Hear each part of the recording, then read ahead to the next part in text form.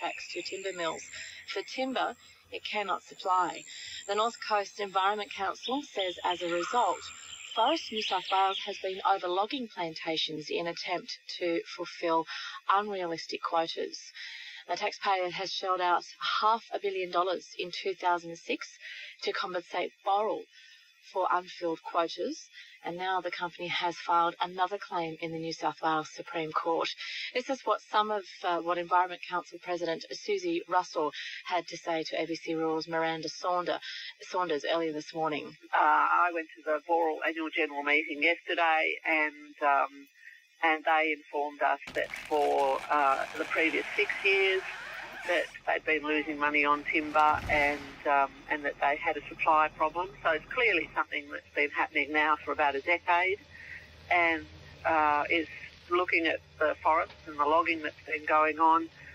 It's only a problem that's going to get worse now. The state government needs to take immediate action. Obviously, they're having discussions with Boral, so an opportunity exists to basically either write down significantly the contract or buy out Boral completely and create some space for some of the other millers. So, I mean, the situation is so drastic that if drastic action isn't taken, this situation is going to drag on. But the other thing that's going to happen is we're going to see an increasing level of conflict in the forest because as we're seeing in Forest State, Boambi State Forest near Coffs Harbour, where koala habitat, high-quality koala habitat, is being logged to meet these contracts. And it shouldn't be happening when we have a biodiversity crisis, when we should be trying to protect the carbon in the forest, and we should know better. That is Susie Russell, from the North Coast Environment Council. She's the president. The ABC has put a call into Forest New South Wales, but so far we've had no response. However, Tony Wade is from Timber Communities Australia, which represents timber workers. Good morning. Good morning. How are you? I'm well, thank you. Now, how has this situation got to where we're at the moment? Justine, look, I guess you could have predicted it, and the Greens have been pretty clever about how they went about this in the beginning, because we knew, well, Brian Freddy could have told you that the amount of forest that was put aside to get the resource that was required just wasn't adequate in the first place.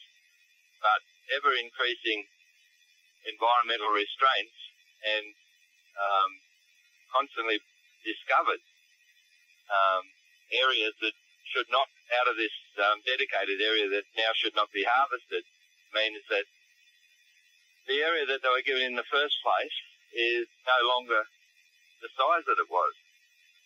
If you've got a patch of carrots...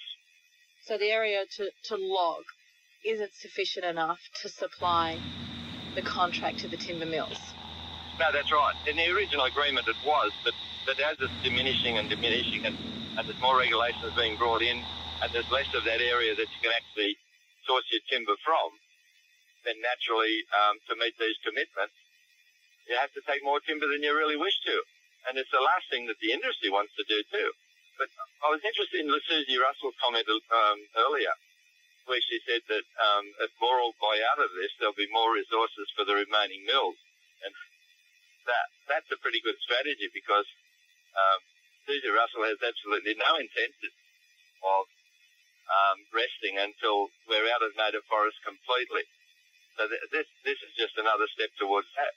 Okay, so the North Coast Environment Council is suggesting that if this situation is not resolved, that we could see an end to the industry in our region. Do you believe that could happen?